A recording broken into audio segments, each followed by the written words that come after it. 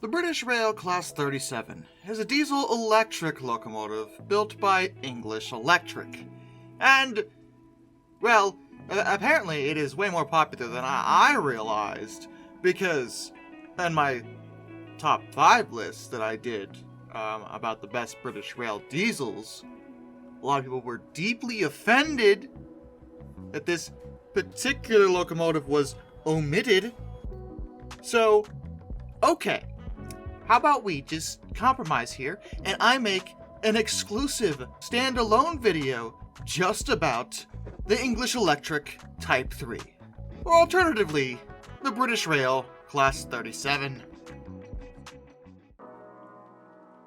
In the late 50s and into the 60s, it was identified that there was a need for a Type 3 power classification diesel. These diesels would have a power output between 1,500 and 1,999 horsepower. And English Electric had already proven themselves a bit, as they'd made Type 1 and Type 4 diesels that had worked, compared to pretty much every other domestic manufacturer that the UK had. English Electric seems to be one of the only ones that could consistently handle making diesels, whereas a lot of others struggled and produced really awful results. English Electric was generally pretty consistent, and when it came to the Type 3 classification, they'd already produced similar locomotives for railways in East Africa. So they decided to use that as a basis, and the design was put forward and accepted by British Rail. It was meant to be a general-purpose locomotive, and it originally found service in British Rail's eastern region.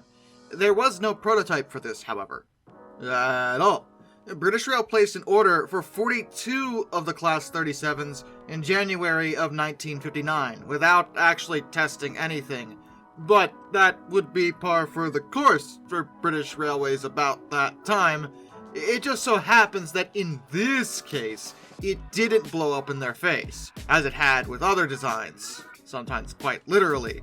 The first unit of the Class 37s was delivered in November of 1960 and entered service on December 2nd. The locomotives actually started out very strong, and British Rail had ordered further Class 37s before the last original batch had even been done.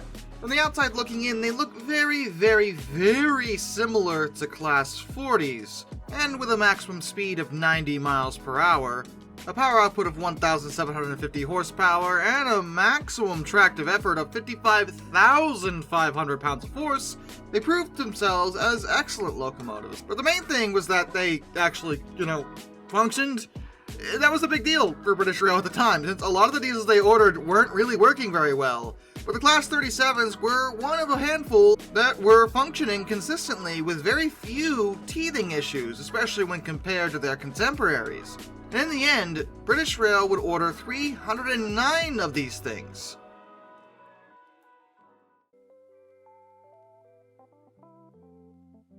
As said before, this design was meant for general purpose, i.e. they should be able to do both freight work and passenger service on secondary routes, and because of this, their gearing was kept pretty low. They also differed slightly between batches, as some of the original locomotives were fitted with boilers for steam heating with old-style coaches, though later iterations would not have this feature as it was unnecessary. They were actually involved in a speed trial in 1965 on the western region.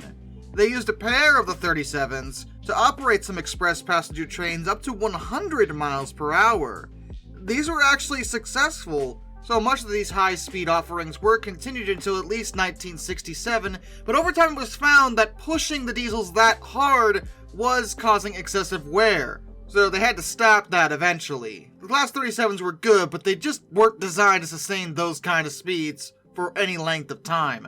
As British diesels, they had a pretty low axle load. In fact, even for those standards, it was pretty low, especially when you consider their size and power. And with most of the smaller types of diesel locomotives withdrawn, it actually left the 37s as the only mainline type available for lines with weight restrictions. They were quite literally the only ones British Rail had that could handle it, without breaking the track anyway.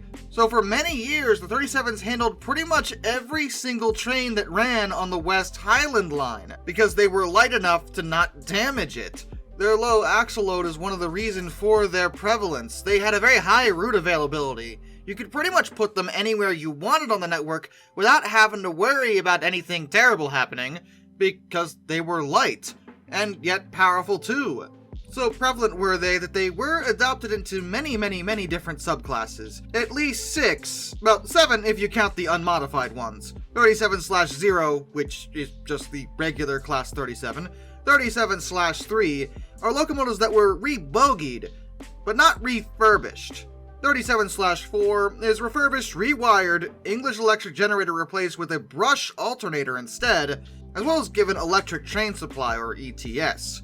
37/5 is a refurbished, rewired, an English electric generator replaced with a brush traction alternator, but not given ETS.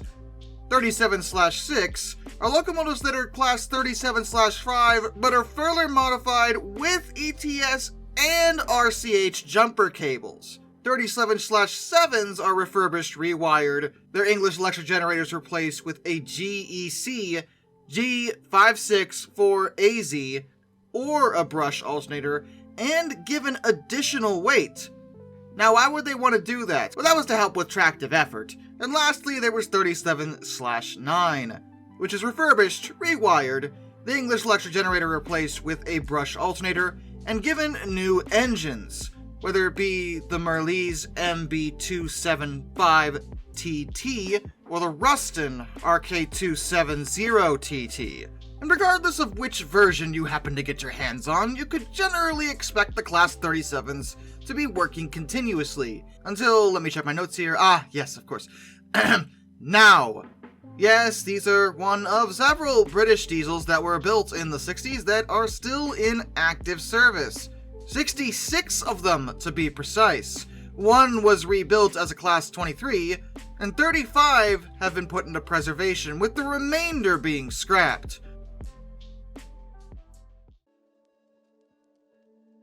They are viewed as a highlight of British diesel manufacturing, as, again, they appeared during the modernisation plan, but they worked.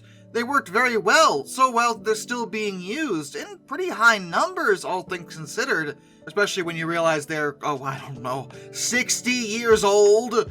That's pretty impressive for any country to have a diesel last that long, and they're often known as tractors by rail fans over in the UK.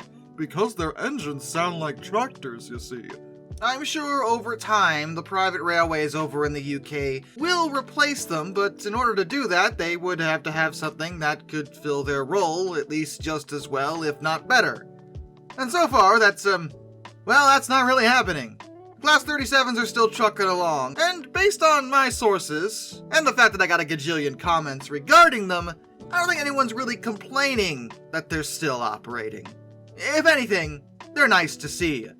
And with that, a special thank you goes out to all my underwater train finders, Some Dude 267, Orange Glass, Benjamin Owens, Pencer Kitchens 131-232, and Zach A1, Arthur Roy, Tommy Rossini, Lord Captain Von Thrust III, Brian, Jack Carson's Rare Videos, Lord Off 444, Mark Holding, Murder Drones Doll, A Person 723, DM Tribal Typhoon, Alfonso Lapuche, Royal Hudson 2860, Isaac for 1405, Charles Kwiatkowski, Matthew Wolf, Mr. Sleepy, Matt Weaver, Tom Red Lion, Edis Productions 8104, Hannah Bird, Hendrick Motorsports Fan 5, Wheeljack 8401, Rescues Greyhounds, The Baxter, Caleb Crosswhite, Ohio Trucker 1, Joshua Long, Andrew Bowen, Prez Drenton, Bradley Bowden, Dr. Racer 78, Josh Johnson, Hayden DeGrow, Travis Stalinsky, and Caleb Rainwaters. Till next time, this is Darkness, and I bid you all a fond farewell.